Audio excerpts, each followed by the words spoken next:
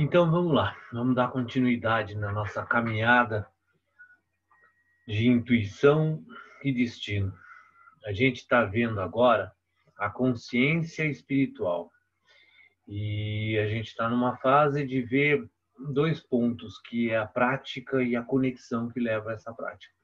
Eu até coloquei no grupo que é um dos estudos bonitos, porque quando estava montando, quando estava lendo, enfim, quando estava vendo ele, vai falar bastante sobre a leveza da vida, se a gente consegue se conectar, se a gente consegue, através de uma prática, entrar nessa conexão. A forma como a vida é entendida, ela se torna muito mais leve. Vamos lá, eu vou colocar os slides, como sempre, e aí a gente faz algumas pausas para algumas perguntas, se for o caso. Vamos lá. Então, a gente parou aqui. A consciência espiritual. O que a gente viu, né, anteriormente? Vamos dar só uma repassada rapidinha, né? A gente viu os caminhos para que se alcance essa consciência espiritual, que basicamente ele é estruturado nas filosofias, religiões, moral, ética, o pensamento lógico, o raciocínio. A gente tem alguns caminhos mostrados pelas filosofias, mas o que vai contar mesmo é a nossa forma de entender essas filosofias, os pensamentos, a lógica, o aspecto oculto e místico, aquilo que a gente não consegue observar de uma forma lógica, empírica, e no final o que conta mesmo é a experiência, né? A realização do conhecimento em si. E a gente conversou sobre isso e parou no aspecto da prática, né? A gente termina aqui que todos esses caminhos, né, existem duas fases, uma transição de identificação, uma desidentificação do corpo e uma ideia da alma, né? Um princípio de que existe algo que não é matéria, e a segunda, quando a gente começa a usar a nossa mente, o nosso corpo, a existência, como instrumentos para servir esse observador. A terceira forma, a terceira transformação para essa consciência espiritual é quando a gente consegue se conectar realmente a essa existência, a esse fluir. E a conexão, que é agora que a gente vai ver hoje, ela passa por um ponto específico que é chamado de sadhana, a prática. Eu não vou falar muito sobre sadhana porque eu já falei bastante já aqui em várias situações. Sadhana é o caminho, é o meio, né? Até eu estou fazendo um curso com o Lokashats, que é um espetáculo de professor. Eu estou fazendo um curso de Vedanta Sutra. E, por coincidência, né, o Vedanta, que é o anta final, que é o estudo, né, dos fins dos Vedas, do conhecimento, né, estudo sobre o conhecimento, se debruça sobre 5 pontos básicos, né? A concepção do que é a existência de Brahman, né, a existência do todo, de Deus, o que é o absoluto, que forma ele se desdobra, vão ter linhas contraditórias, a natureza da alma, que é exatamente esse caminho da consciência espiritual, né? Onde a gente começa a conceber a possibilidade de um observador, de uma alma. O terceiro ponto, que é incomum em qualquer das linhas que estudam o Vedanta, é a natureza da Prakriti, né? Da existência, da manifestação, e a natureza do sadhana, o meio que se utiliza para alcançar essa consciência. O quinto e último, né, é o final, né, é a meta, né, se é encontrar uma transcendência ou se fundir a ela, enfim. Mas o quarto ponto, que é comum a todas os comentaristas de Vedanta e todos os estudos Vedantas, é a prática, o sadhana, a forma como a gente consegue alcançar essa consciência. E, né, basicamente, essa estrutura de prática ela consiste em 3 etapas de disciplina, né, de repetição. A segunda etapa de assimilar essa disciplina, onde já não existe mais esforço, existe uma assimilação. E a terceira, quando não existe resistência nenhuma. A prática, a segunda, né, quando não existe resistência. A terceira, quando alcança-se a maestria, ela se torna absolutamente espontânea. Mas, de qualquer forma, esse é um caminho, né, que vai exigir sempre um princípio de disciplina. E o objetivo do sadhana é tornar a mente mais útil. Essa frase eu não vou me lembrar exatamente se é de Shivananda ou de Yogi Bhajan, não me lembro, mas basicamente é uma frase que resume muito o aspecto da prática. A prática é transformar, o objetivo da prática é transformar a mente, eu acrescentaria, a mente e o corpo mais útil, menos nocivo. É lógico que a mente afeta o corpo, né? Porque aquilo que eu me alimento, que eu faço, ele é construído primeiro pela mente e depois manifestado através do corpo. Então, basicamente, a mente, né, ela é o instrumento que a gente deve construir de forma mais útil, menos nociva, que não nos atrapalhe. Né? Esse seria um ponto já importante. Né? Se o meu corpo e minha mente não me atrapalhar, já está fazendo muito já. Mas atrapalhar quem? Então vem aquela percepção da alma. E o sadhana é esse esforço, é essa rotina, é o sadhana, ele é o princípio de nos colocar em ritmo com a natureza. Eu até ontem no curso estava comentando, se não me engano foi ontem, que foi uma aula sobre sadhana, falando exatamente sobre os ciclos, né? Tudo é um ciclo, tudo é um ritmo. E a gente é interessante que Sri Aurobindo escolheu a forma de fazer o melhor texto dele, que ele tem um livro chamado A Vida Divina, que é um livro espetacular, e que conta toda essa estrutura filosófica que ele desenvolve sobre o yoga integral. E ele tem uma outra estrutura de conhecimento, que ele resume todo o conhecimento dele, chamado Savitri, no qual ele escolheu a forma de poema para escrever. Né? E um dia eu estava vendo sobre mantras, estudando sobre mantras, e cheguei a observar um comentário que achei muito interessante, né? O mantra, ele tem um ritmo que acompanha as folhas que caem, o movimento dos animais, né? Cada estrutura de versos dos mantras, ele tem associado a um ritmo. Né? E esse ritmo, que é associado à natureza, ele busca representar esses movimentos rítmicos, esses ciclos da natureza. E o poema, ele tem ritmo, tem forma, é a mesma estrutura. E quando você está cantando um poema ou um mantra, entoando um poema ou um mantra, você entra em sintonia com esses ciclos. Né? E o sadhana nada mais é que, no seu aspecto repetitivo, disciplinar, ele vai estabelecendo esses ritmos, né? Vai estabelecendo essa ressintonia. No final, né, yoga, religião, a gente busca se reconectar, essa volta, essa união. E o comprometimento do estado do sadhana vai estabelecer esses valores e a capacidade de reconexão. Eu não vou muito estender em sadhana, porque eu acho que não é o ponto hoje, mas só para concluir, lembrando, né, que sadhana não é uma prática de Hatha Yoga, não é uma prática de Kundalini, né? Sadhana é uma forma de viver, né, com meditação, exercício, associação a pessoas que nos tragam, nos eleve, análise das nossas ilusões, auxílio, caridade, que a gente já falou sobre isso, né, em uns estudos do ano passado, em algumas outras ocasiões, a alimentação, o reconhecimento dos valores, o aspecto de devoção, de relação, de referência, tudo isso é sadhana. Então, é um caminhar diário, né, no qual a gente vai buscando fazer com que o corpo, a mente, sejam instrumentos desse observador da alma. Então, chegamos ao ponto onde existem caminhos para alcançar essa consciência espiritual e o meio, né, no qual é utilizado para chegar nessa consciência é o esforço, é o sadhana, é a repetição, que vai até chegar num ponto de se tornar espontânea e com esse conjunto de ferramentas e de ações, eu tenho a capacidade de alcançar a consciência espiritual e me levar à conexão.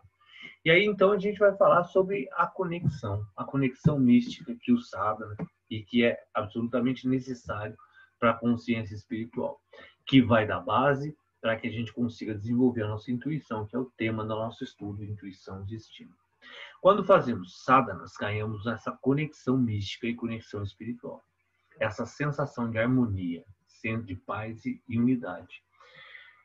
Já comentei algumas vezes também, né, que essa pandemia trouxe essa sequência de práticas, né, rotineira, com uma certa disciplina, né, necessária, e um afastamento das distrações, muita coisa que a gente fazia, a gente não faz mais, porque não pode, e aí acaba reduzindo o número de ação, né, reduzindo a distração, internalizando mais, e se conseguir desenvolver uma prática mais rotineira e constante, traz naturalmente essa sensação de harmonia, de paz, né? Essa vibração que ela é ampliada durante o sadhana, durante a meditação, e começa a expressar esse princípio de intuição, né? Lembrando que a intuição, que a gente falou, ela tem dois aspectos, mental e pura. O que é intuição mental? A intuição mental é aquela que transcende os 9 segundos, né, que é colocado, do tempo de receber aquela informação intuitiva pura e ela ser contaminada pela mente. Quando ela é contaminada pela mente, imediatamente já entra num aspecto egóico, num aspecto de autoafirmação, de busca de satisfação pessoal, de qualquer forma que seja. Quando a gente falou em algum momento passado sobre o ser sensorial, não sei se foi 2 ou 3 atrás, que trabalha o lobo frontal, que trabalha a parte fisiológica da estrutura da intuição, né? É justamente buscando uma qualidade, uma capacidade de observação, de estabilidade, de equanimidade, de limpeza mental, para que se consiga não entrar nessa intuição mental. Porque a intuição mental já começa a ter um ponto daquilo que eu gostaria que fosse. Percebe? Não é um sincronismo que a gente vai ver com essa conexão daquilo que é, mas aquilo que eu quero que seja. E aí, quando ela é contaminada, por exemplo, né? A expectativa própria de fechar, não fechar, de fase vermelha, fase amarela. Então, existe um sentimento, existe uma... Vamos colocar a intuição nesse ponto, para fazer uma análise. Existe uma perspectiva. Vai dar certo ou não vai dar certo? Eu vou me sair bem ou não nos próximos dias, nas próximas semanas? É uma pergunta bem interessante para se fazer. E a gente vai falar bastante sobre isso, de uma forma muito bonita, inclusive. Esse sentimento de que está tudo certo, vai dar tudo certo, ou não, não vai dar certo, alguma coisa vai dar errado. Percebe que existe uma fração no qual, quando eu pergunto isso a mim mesmo, existe uma intuição mental. Eu quero que dê certo. Eu não quero que dê errado, ninguém quer. Quando eu quero que dê certo, naturalmente vai existir uma contaminação nessa expectativa, nesse sentimento profundo de vai dar certo e já vai existir uma racionalização. Não, vai dar certo porque eu não estou fazendo isso, não estou fazendo aquilo, não estou saindo, eu estou evitando, enfim. Percebe? Não sei se está claro para vocês. Mas instantaneamente a mente já cria uma estrutura racional para sustentar uma vontade. Isso é uma intuição mental. Ela é uma intuição que lá no fundo existe um processo intuitivo, mas contaminado por uma vontade mental. E essa vontade mental, ela instantaneamente, muito rápida, ela vai trazer todos os elementos do que eu estou fazendo, do que eu não estou, as pessoas que eu tive contato, que não. Tudo que vai construir um possível cenário bom ou ruim. Mas isso não é a intuição pura. A intuição pura é aquilo que transcende isso, né? Aquilo que vai se estabelecendo como uma realidade de sentimento que antecede a essa classificação mental. Então, o que a gente vai falar, né? Como é que eu consigo alcançar essa qualidade de percepção que não é contaminada pela mente? Com a prática, é um treino. A mente é um cachorro. E esse adestramento desse cachorro, ele é constante. O cachorro, você nunca vai colocar ele num centro de treinamento e ele aprendeu tudo e pronto, resolveu. Ele vai ter que continuar sendo alimentado. Se você não der alimentação saudável para ele, ele vai se transformar em uma outra coisa. Ele vai ter que ter sempre um cuidado diário. Além do adestramento, do treinamento constante para esse cachorro servir a nossa existência, que é a nossa mente, ele vai ter que se manter todos os dias, essa manutenção. Então, essa prática constante, ela vai dando essa capacidade de observação, de sensação, e mais ciente desse limite entre aonde a minha mente está contaminando, que foi aqueles 9 segundos. Eu entendo, pessoalmente, que esses 9 segundos é colocado de uma forma metafórica, né? Não são exatamente 9 segundos, mas uma fração pequena de tempo aonde a mente contamina esse sentimento puro de intuição. Quando a gente consegue se afastar cada vez mais dessa condição mental, e isso é treino, sempre falar essa palavra, isso é treino, é todos os dias treinando a mente, com todas as ferramentas que o yoga proporciona, volta a fazer um parênteses, né? Pode ser que existam outras ferramentas, A gente está falando do yoga porque aqui é o yoga. Então, não é que o yoga é a única solução do mundo e é a única ferramenta para se alcançar a intuição. Não. É que aqui eu, pelo menos para mim, eu conheço o yoga, não conheço as outras. Então, o yoga, ele oferece diversas ferramentas de práticas físicas, trava, pandas, etc. Todos os que a gente já conhece, para nos dar essa condição de análise cada vez mais refinada, de observação, né, desse nível de intuição. E aí, quando você começa a entrar num campo da intuição pura, menos contaminada, vamos dizer, menos contaminada, talvez pura seja muito difícil, a gente começa a sentir essa sensação de que algo cuida da gente, uma energia constante ao nosso favor. E isso não é um otimismo bobo, né? Um otimismo de vai dar certo o que eu quero, vai dar certo, que aí entra o aspecto mental. Mas aquela sensação de que as coisas estão caminhando como devem caminhar. Ao nosso favor, no sentido de que está tudo certo, não tem nada errado. O contrário disso é quando a gente está fazendo coisas e não quer assumir o que vai vir pela frente, que é a nossa experiência. É muito difícil chegar numa capacidade de equanimidade, de tranquilidade, de que mesmo que aquilo que venha não seja aquilo que eu espero, é aquilo que eu necessito. E mesmo assim, as energias estão constantemente ao nosso favor. Percebe isso? Ao nosso favor não quer dizer que seja aquilo que eu quero. Ao nosso favor é aquilo que o meu caminho vai me oferecer. E eu estou preparado para isso. Esse é o grande aspecto do sadhana. Se preparar para uma caminhada, seja ela qual for, está antecedendo o que pode vir ou não e desenvolver uma tranquilidade suficiente para experienciar aquilo que nos espera, seja aquilo qual o que for. Então, o sadhana, ele traz a capacidade de ouvir. Quando essa frase, o divino fala conosco, todos os momentos, né, o universo, a vida está falando com a gente. E está determinando vários sinais. Se a gente pegar a pandemia, as pessoas que a gente está se relacionando, o que está acontecendo na nossa vida agora, todos os aspectos que estão de alguma forma nos influenciando, as decisões que a gente está tomando, em meio a toda essa guerra, é uma guerra, a gente está vivendo uma guerra, mais de 1.000 pessoas morrem por dia, lockdown, a gente não pode sair à noite, é uma guerra com um inimigo invisível. E essa guerra, no meio dessa guerra, a gente está tomando decisões, a gente está se aproximando, se associando a coisas, outras não, aprendendo algumas coisas, outras não. Enfim, existe uma vida florescendo no meio de uma guerra. E no meio dessa guerra existem diversos sinais, várias coisas estão acontecendo. Esses sinais estão nos mostrando caminhos, aprendizados, diversas coisas. A gente, às vezes, quer que o mundo, como está essa frase aí, né? O Sol gire numa direção diferente do que ele é, ou que todo o universo se curve para aquilo que eu acho que deve acontecer na minha vida. Mas não é. O universo está sendo absolutamente isento. Não é mal, não é bom, não é melhor nem pior, mas isento, simplesmente existindo. E está existindo da melhor forma possível, e a gente está inserido nessa existência.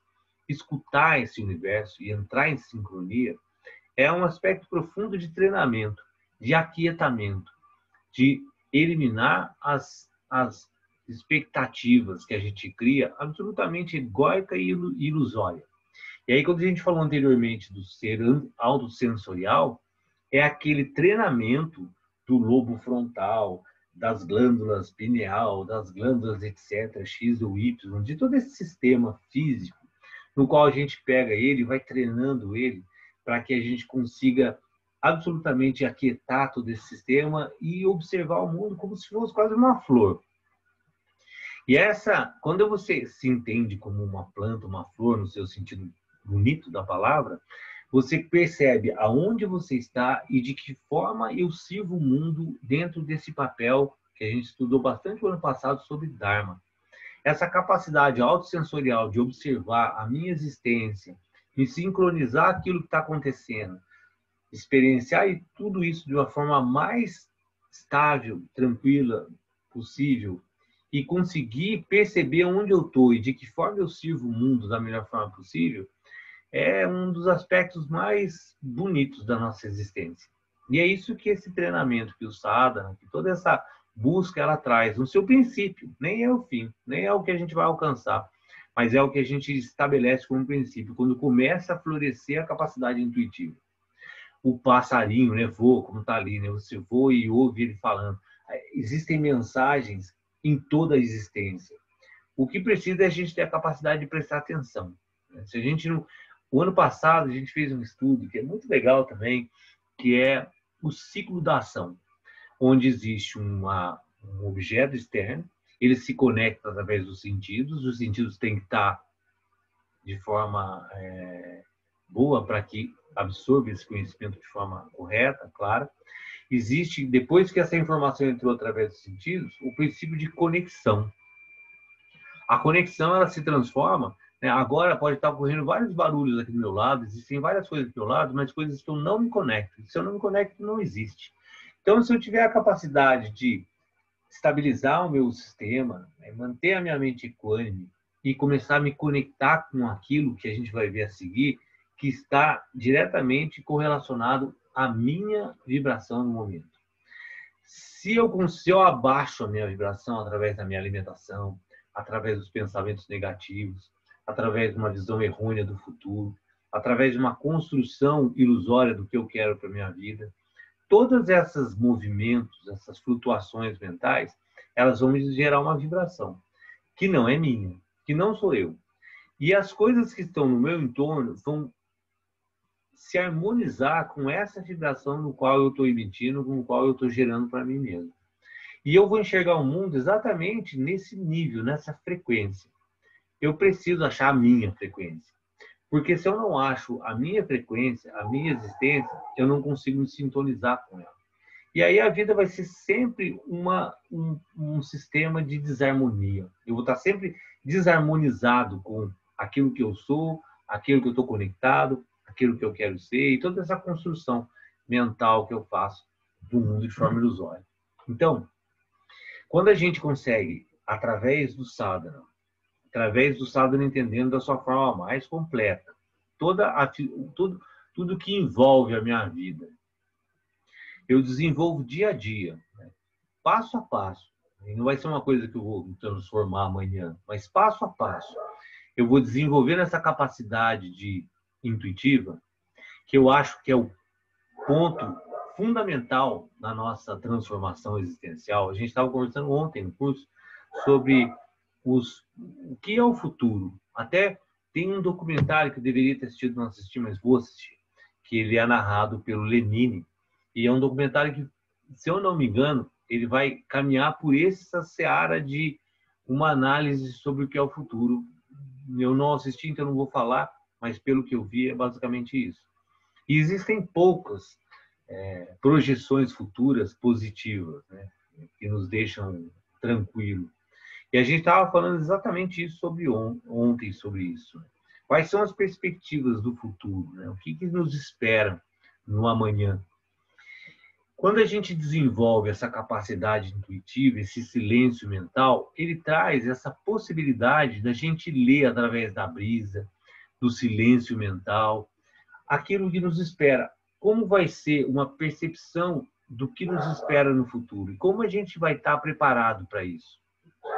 Então, na medida que você vai, passo a passo, trabalhando o sadhana, trabalhando esse estilo de vida que desenvolve o corpo e a mente como um instrumento da alma, eu vou usando esse instrumento para perceber esses movimentos do universo.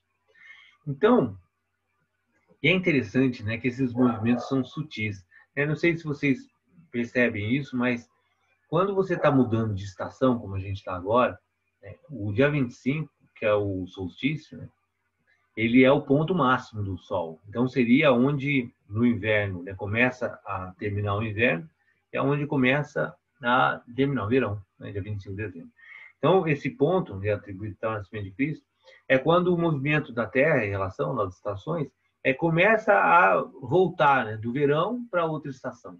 Agora, a gente está próximo de março, 22 é o nosso. O que acontece? A gente já está quase que no fim do verão, né? Já atravessando para o outono.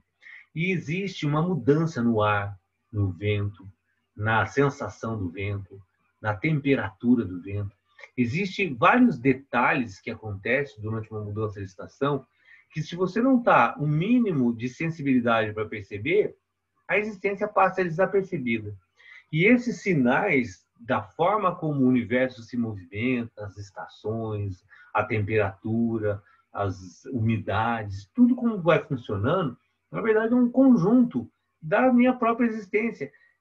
Quando a gente fala da conexão, a gente está falando de não a percepção de que nós somos uma parte, eu já falei isso diversas vezes, né? Não eu, mas enfim, o yoga, né? Nós somos parte de uma existência, nós somos parte de um ser. Então, se o seu estômago não está bem, você sente que você não está bem. E a sensação de não estar bem vai afetar o seu corpo inteiro. Se você está com uma dor no joelho, ele afeta o seu corpo, uma inflamação sem tomar um remédio. O que você tem que fazer? Parar, perceber, né, como está seu corpo funcionando, e de repente você vai perceber uma dor específica, ou um mal-estar, ou qualquer coisa. Né? Você vai escutar o seu corpo. Na hora que você escuta o seu corpo, você já tem uma projeção do que pode acontecer. Se eu estou com muita dor nas costas, ou uma dor muito interna lá, em algum órgão, qualquer que seja, se eu tiver com a mente silenciada, o que acontece? Eu começo a perceber, eu falo, não, isso não está certo. E aí existe já uma perspectiva, né, do que pode acontecer, quais as atitudes eu vou tomar, se eu vou no médico, tomo um remédio, se eu mudo a minha alimentação, enfim, o que eu faço para reharmonizar. A brisa do outono, o calor, a umidade, é parte do meu organismo. E ele já está dando pré-sinais, né, do que está acontecendo, do que está rolando no meu entorno. Porque eu sou esse organismo inteiro. Quando eu estou limitado à percepção individual, que no yoga é chamada de Ashmita, essa identificação com o meu corpo, eu vou exclusivamente escutar mal, às vezes, porcamente, o meu corpo. Quando eu vou abrindo essa perspectiva existencial, entrando nessa sintonia, eu vou começando a ampliar a ideia de que meu corpo não é esse aspecto que está existindo, mas ele é uma parte desse sistema. E aí o sistema começa a falar comigo, assim como a dor no meu pé, como o meu mal-estar. Começa todo o sistema a ser uma coisa só. E essa percepção ampliada, ela passa a ser um conhecimento. E é só na quietude é que vai existir essa conversa com o universo. É só o silêncio é que vai determinar essa profunda observação da existência. Isso é, como está colocado aí, né, um presente. É como se o universo, como se toda a existência se comunicasse com a gente de uma forma muito clara. Então, o que acontece? De certa forma, os problemas, tudo continua como é, porque tudo é como é, né? Nada vai mudar. Mas só que se a gente souber, né, que uma pequena dor no meu pé, de repente eu não faço movimento com ele, porque eu percebo que é uma dor muscular, que é um esforço que eu fiz excessivo, ou uma torção, uma leve torção. Se eu ficar quieto e parar, sei lá, 2, 3 dias, vai passar essa dor. Percebe? A dor existe, o movimento com o meu pé errado existe, mas eu percebo com antecedência o que pode acontecer e me sincronizo na ação correta daquilo que deve ser. E aí, voltando um slide, né? A sensação de que algo está cuidando, que sempre uma energia está ao nosso favor. Agora, se eu estou completamente atordoado, né, e correndo, e com o pé doendo, e continuando a correr, e nem sei que meu pé está doendo, nem percebo que está doendo. Percebe que eu só vou agravar, e aí, de repente, lá na frente, eu vou ter uma imensa de uma torção que vai me deixar de cama, daí não sei se fica claro, mas percebe a desincronia aonde vai levando a gente a um aspecto absolutamente desorientado. E quando eu silencio, quando eu percebo e escuto os sinais que eu estou falando no pé, mas ele se amplia para a natureza, para o passarinho que está voando e escutar o som que ele está falando. Eu só vou ter essa capacidade de amplitude, de escutar, se eu tiver uma capacidade de sintonizar a minha vibração com a existência, que a gente vai ver um pouquinho mais a seguir. E quando a gente começa a entrar nesse campo, isso traz um profundo relaxamento da nossa existência. Porque é como se fosse fluir junto com o rio. Não existe mais uma luta contra.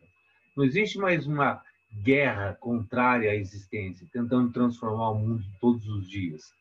Mas uma existência sincronizada, uma existência em paz. uma existência que no yoga é chamada de Ananda, uma bem-aventurança, onde a gente começa a aproveitar a vida no seu aspecto mais bonito, maior.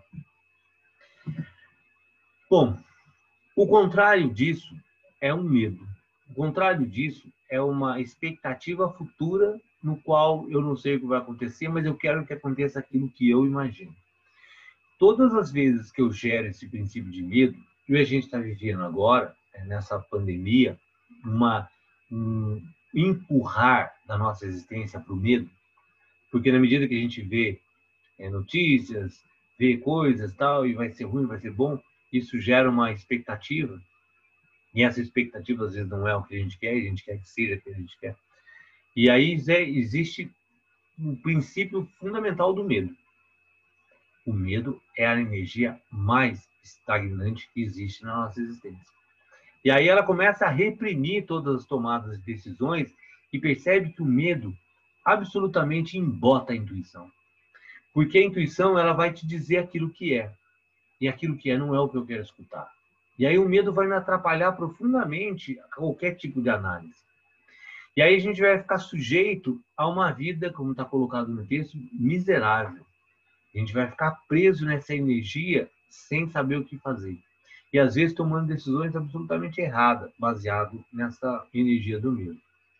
Então, quando a gente aquieta esse sistema através de prática, através do sadhana, de treinamento diário, a gente começa, como está colocado, conscientemente a parar de reclamar e, ao invés disso, a começar a tentar escutar, a perguntar, a desenvolver esse ser sensorial, essa capacidade de sincronização. E aí os nossos sentidos vão começar a contribuir com a existência em si e não mais ser absolutamente renegado. E aí essa parte é bem interessante agora, que o medo, ele nos tira do fluxo da vida. Porque o medo ele tem dois aspectos fundamentais. Primeiro, eu já falei sobre isso, mas vale repetir. O que é o medo? O medo é uma projeção futura com uma ideia negativa. Eu coloco uma situação na frente e essa situação vai dar errado. Isso é um medo. Só que a situação não existe. Então, em princípio, o medo não existe. Aí vai ter alguém que vai falar assim, mas o medo nos ajuda a sobreviver. O medo não nos ajuda a sobreviver. A razão, sim. Você olha um abismo, e aí você olha para baixo, você sente medo de cair. O medo, eu estou projetando que eu posso cair. A razão vai me dizer para que eu não fique muito próximo para não cair. São duas coisas bem diferentes. O medo, ele simplesmente vai gerar duas possibilidades.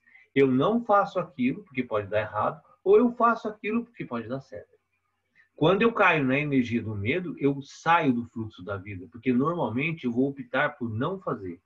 Eu vou fechar sempre as portas de qualquer ação na vida e perco, como está colocado de uma forma bem legal, o fluxo da vida. Enquanto as experiências místicas, o que significa experiência mística? Aquilo que não está concebido dentro de uma estrutura lógica racional. Místico é aquilo que transcende aquilo que a gente tem como racional, claro e lógico, empírico, que pode se provar. Então, quando eu começo a entrar numa experiência que não é absolutamente racional, lógica, eu volto a entrar num fluxo, porque a vida ela não tem racionalidade. A racionalidade nossa simplesmente constrói uma ideia daquilo que eu gostaria que fosse a vida.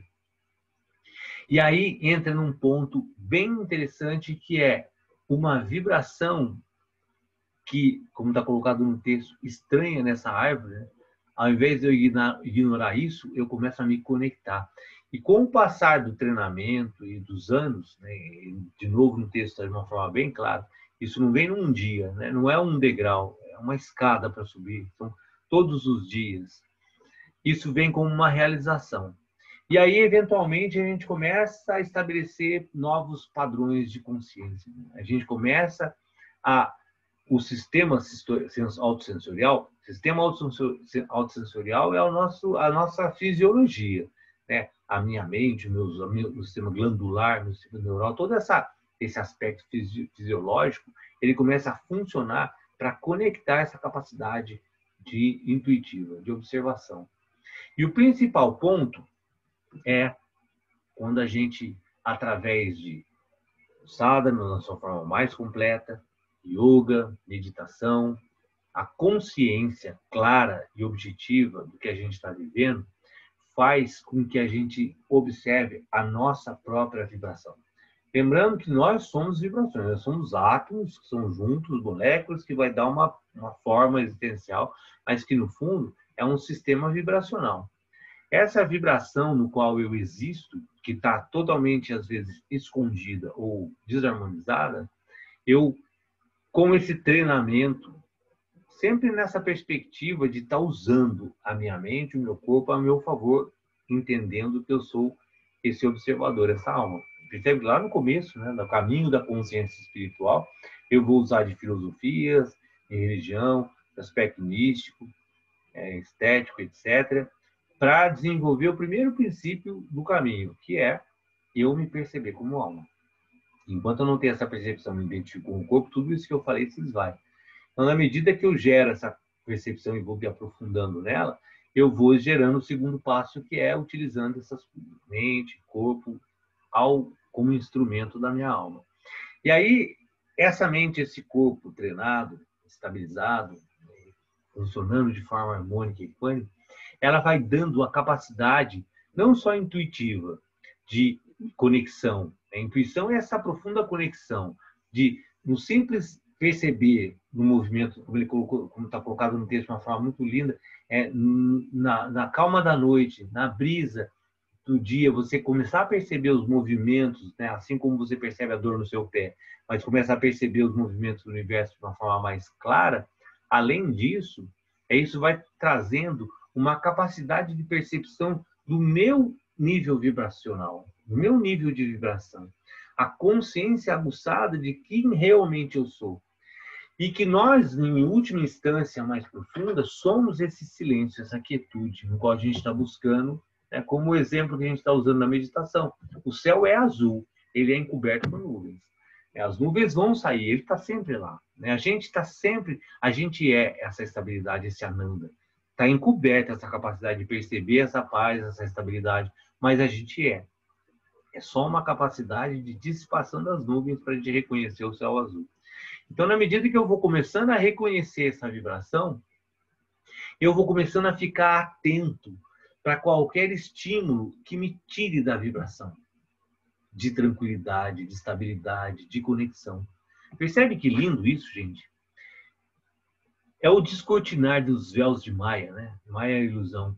Quando eu vou tirando as camadas de ilusão que me cobrem, que me prendem nesse sofrimento, eu vou limpando, que eu falei também algumas vezes, né? Shri Atman, que deu base para esse estudo, ele fala a purificação, que é o objetivo da vida, ela vai limpando essas camadas, e na medida que eu vou desfazendo essas impossibilidades de enxergar a minha natureza, eu vou começando a me conectar à minha própria existência de paz, de estabilidade, que é a minha, que é a sua, que é de todas as pessoas.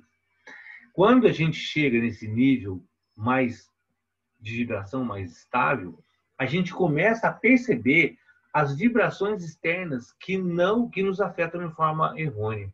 E aí existe um processo natural de acomodação e associação naquilo que mantém a minha vibração num aspecto mais estável.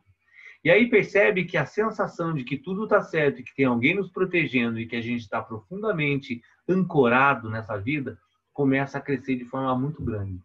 Independente da forma como você está. Eu não estou falando que isso é uma visão de autoajuda no qual tudo vai dar certo na sua vida. Não. Você vai sincronizar exatamente como a sua vida deve ser de uma forma pacífica. E aí você vai ficar em paz em qualquer situação que você esteja.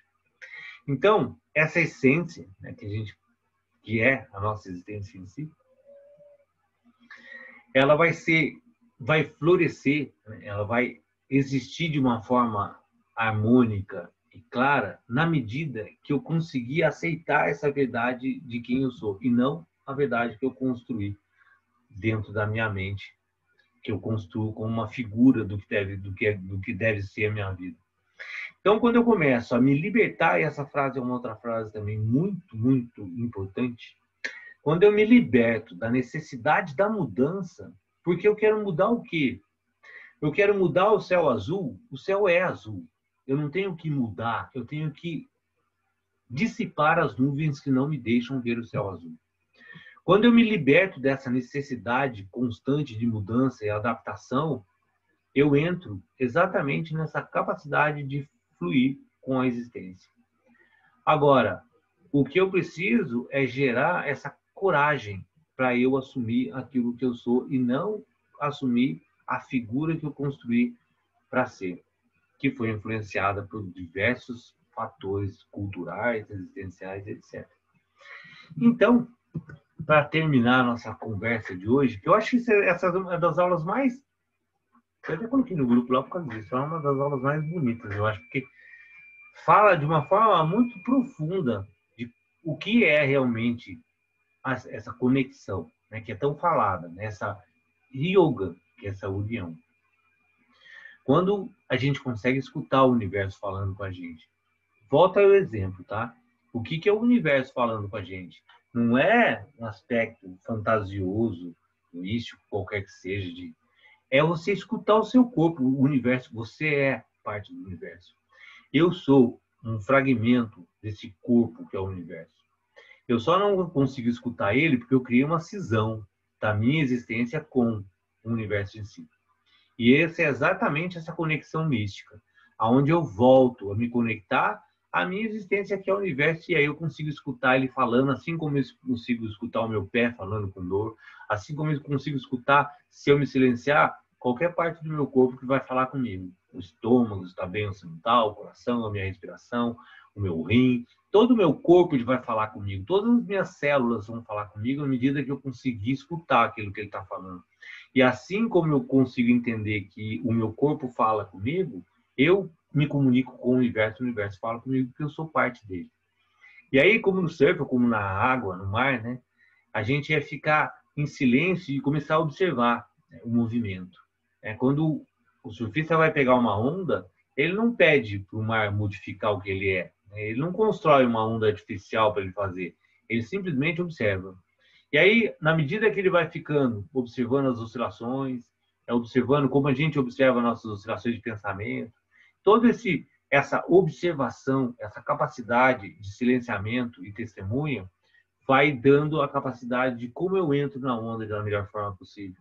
Né? E aí vai ter que existir uma ação. Você vai ter que entrar na onda uma hora. O mar não vai fazer você pegar a onda sozinho.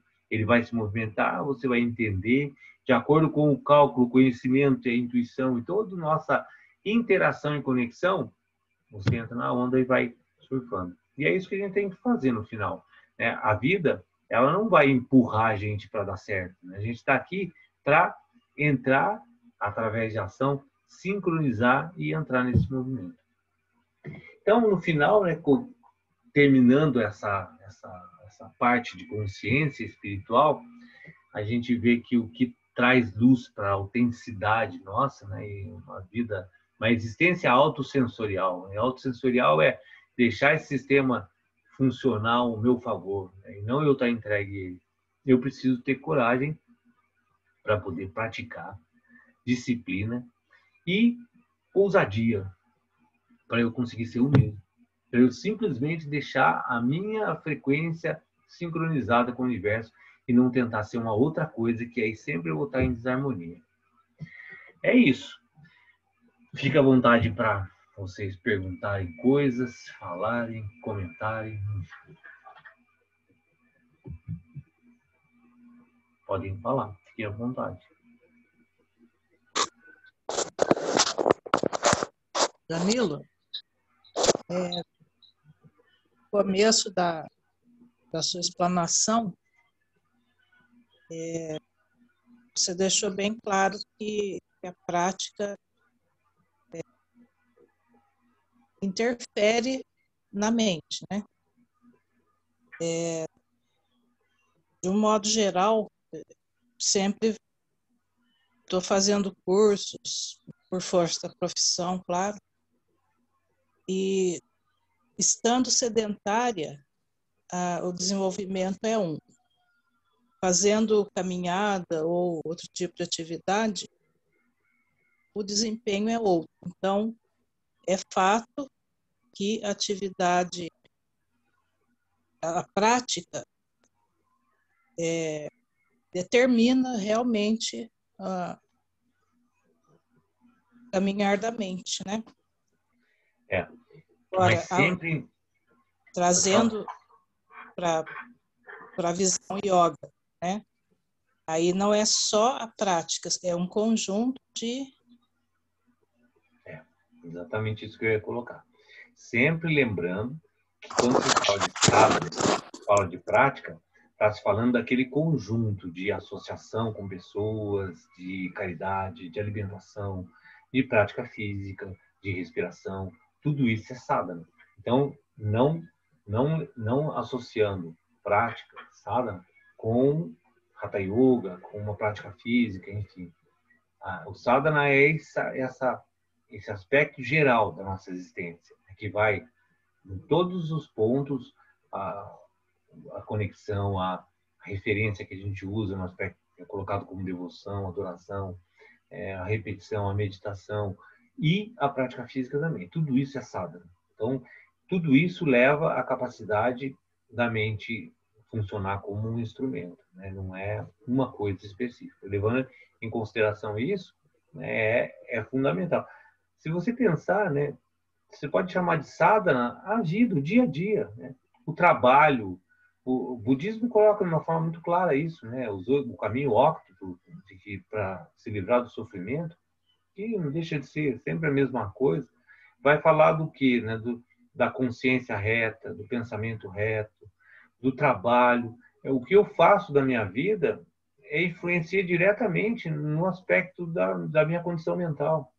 Então, sadhana é a vida. Eu acho que sadhana é uma organização da vida para levar a mente e o corpo para o instrumento da alma. Entendendo isso, fica bem mais fácil para compreender que sadhana não é algo a se fazer. Sadhana é uma construção de uma forma de viver. E uma repetição dessa nova forma que às vezes sai do padrão no qual a gente estava preso anteriormente. Essa é a grande dificuldade da gente adotar um novo padrão de vida. A prisão dos padrões anteriores. Né? Largar as ideias, os padrões no qual a gente estava preso é muito difícil. Então, adotar uma perspectiva nova de existência sempre vai ser uma luta, um sadhana, uma disciplina, um esforço diário para conseguir essa condição. Foi isso mais ou menos que você falou, Cristina? Que você perguntou? Foi isso mesmo. Mas agora, retornando à semana anterior, que eu entendi que o sadhana é uma postura. A reação de uma pessoa que trilha esse caminho perante, como exemplo que você mesmo deu, a pandemia, né, que gera tantas emoções diferentes, inclusive o medo. Já vi pessoas apavoradas, a gente encontra todo tipo de situação. E a gente procura, lógico, o equilíbrio, a mente equânime, toda essa caminhada que a gente, né, com a sua ajuda, está trilhando. E as pessoas, nossa, mas você não sente nada, você não tem reação, então tem por outro lado essa pressão. Né? Eu tive uma aluna, uma vez, ela trabalhava em banco. E eu nunca trabalhei em banco, mas eu já ouvi dizer que trabalhar em banco é barra pesada. E ela, além de trabalhar em banco, ela tinha perdido o filho numa situação muito drástica. Então, somou vários fatores da vida dela, ela tomava muito medicamento, estava em processo depressivo, enfim. Estava numa situação bem complicada. E um dia ela estava conversando e falou assim que em determinados momentos ela conseguia desassociar a perda do filho e não sentir tão triste. E aí as pessoas chegavam para ela e condenavam ela. Como é que você pode ficar triste se o seu filho morreu? Que mais ou menos você está falando. As pessoas, elas querem que a gente sofra, né? Elas querem, de alguma forma, que você tenha que sofrer muito. Se você não sofre, está errado. Né? Uma cobrança pelo sofrimento. Grande verdade. Grande verdade. Coitada, a menina já estava em diversas situações difíceis. Quando ela conseguia desassociar, a pessoa via e falava assim, não, você tem que sofrer muito. É seu filho, como é que você não sofre? Olha que loucura, né? Pois é. É difícil.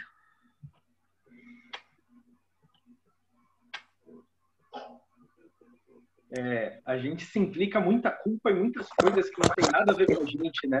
Eu acho que esse é um dos fatores, né, que acabam levando esse tipo de comportamento, do tipo, você não pode estar feliz, você tem que estar preocupado com isso, como é que você está feliz com essa situação, né? A princípio, você acaba se culpando por muita coisa, né, e nem se dá conta, não tem nada a ver contigo, né? E aí, não sei se vocês perceberam, mas naquela parte da vibração que eu acho lindo do texto, a gente fica sintonizando em coisas que não são, que não é a gente, cara. A gente constantemente está entrando em outra frequência que não é a própria existência nossa. E a gente só pode entrar na nossa frequência se tiver a capacidade de aquietar e sair dessa loucura e observar a própria existência. E aí, na hora que eu consigo entrar na minha existência estável, eu consigo me conectar com coisas estáveis também. Senão, percebe que é uma loucura a vida. Que aí o cara fala, não, você tem que fazer, você tem que ser, como você está falando, né? A gente gera autoculpa e essa autoculpa, ela gera ações. Porque daí você começa a fazer coisas para, sei lá, suplantar essa culpa. E entra numa roda no qual a gente se desconecta totalmente da nossa própria existência.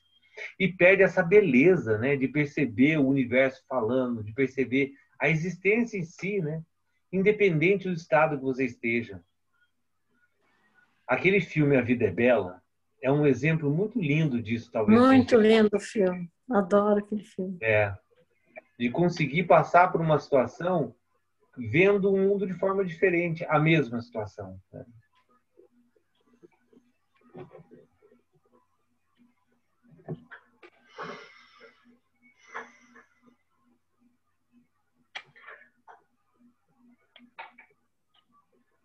Mas fiquem à vontade, gente.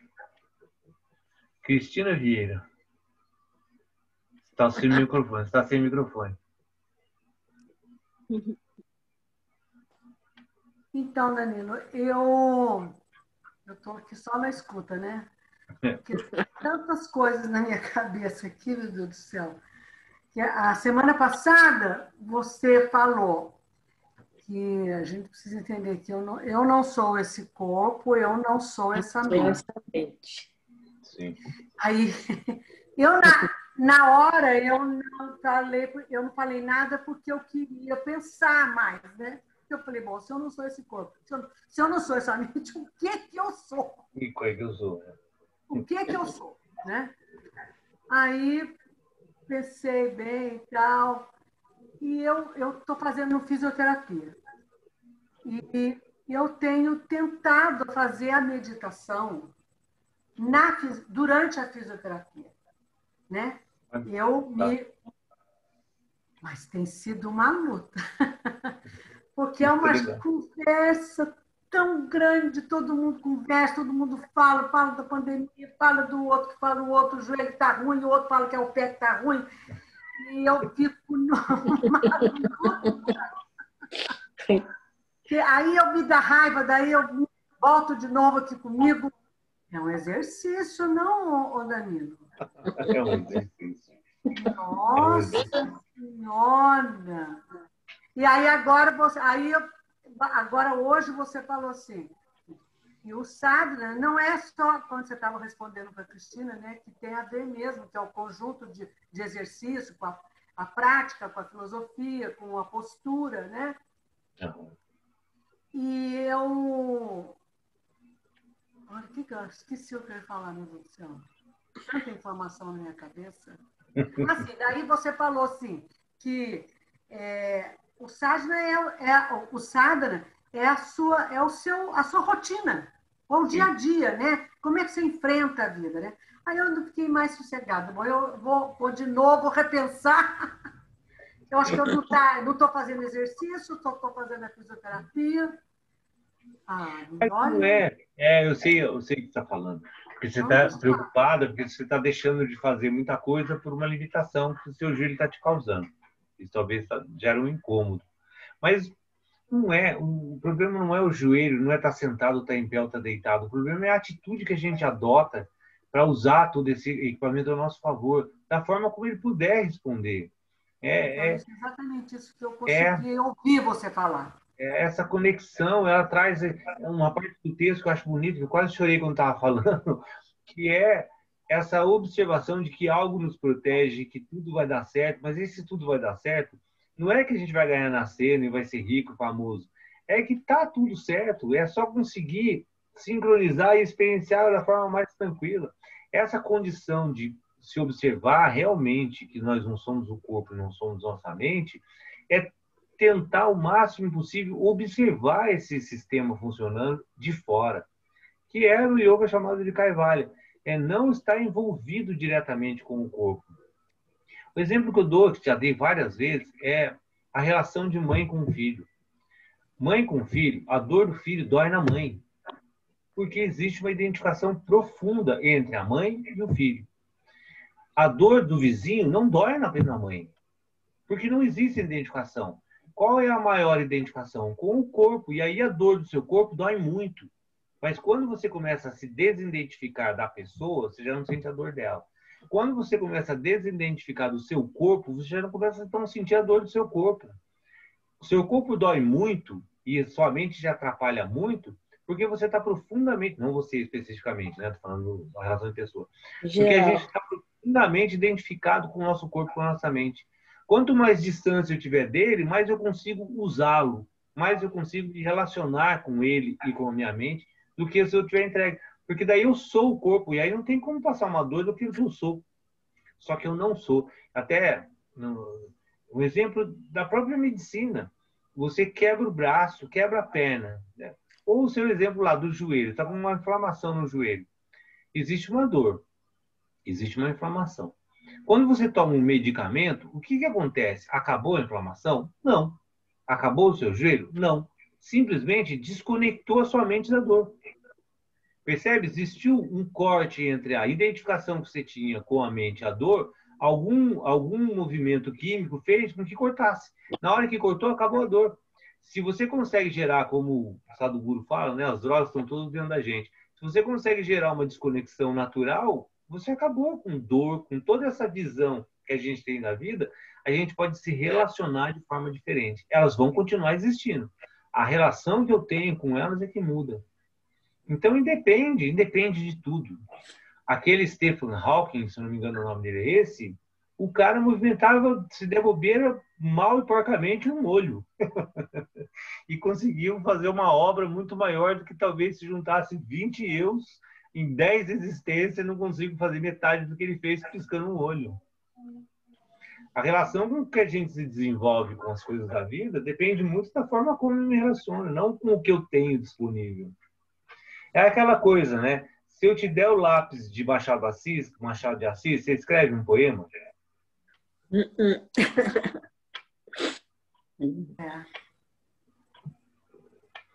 Mas o que vocês acharam? Eu achei essa aula tão... Muito lindo, muito lindo. Bonito. Verdade. É. Nossa. Porque a sequência agora, que a gente vai ver no andar da nossa caminhada intuitiva, a gente falou muito dessa vibração, qual a gente é, e a gente se conecta e acaba... E aí a gente vai falar do que é chamado da ciência do nada. NAD, com 2 As. Que é a vibração, o som. A gente vai falar exatamente sobre isso. Sobre esse aspecto de compreensão do que é essa existência vibracional, de acordo com o yoga, no seu aspecto mais físico e mais sutil. Que é muito bacana também. Muito bom, muito bonito hoje.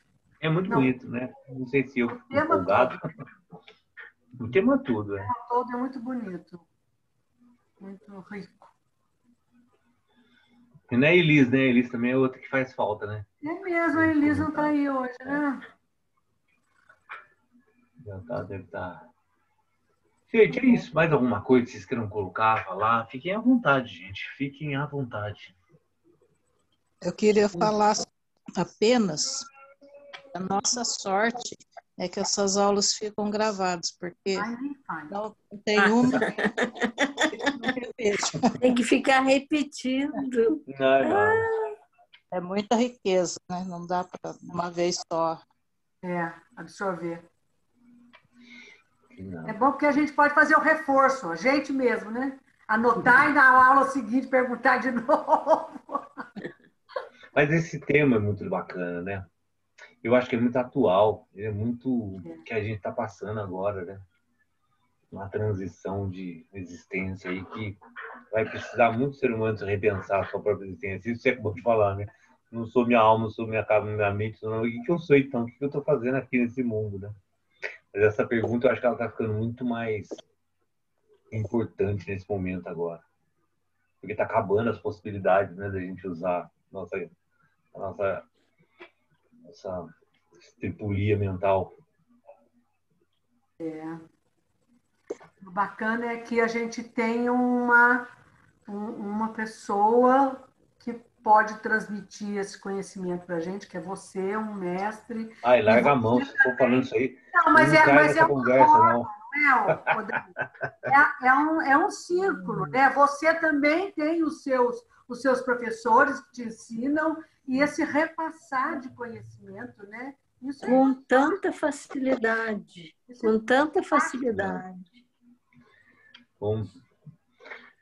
Vamos dormir, vocês ficam falando essas bobagens. Se um dia eu acredito nisso, vocês acabam com a minha caminhada.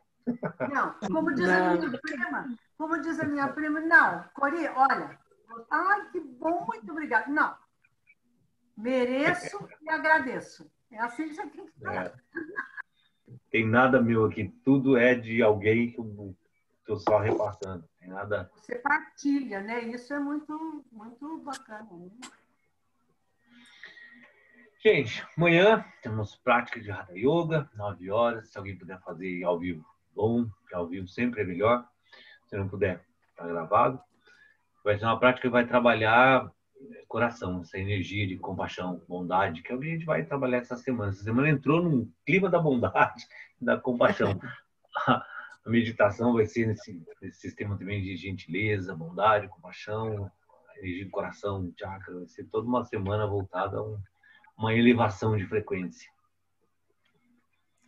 Muito obrigada. Bom descanso. Uma boa noite para vocês. Noite para você.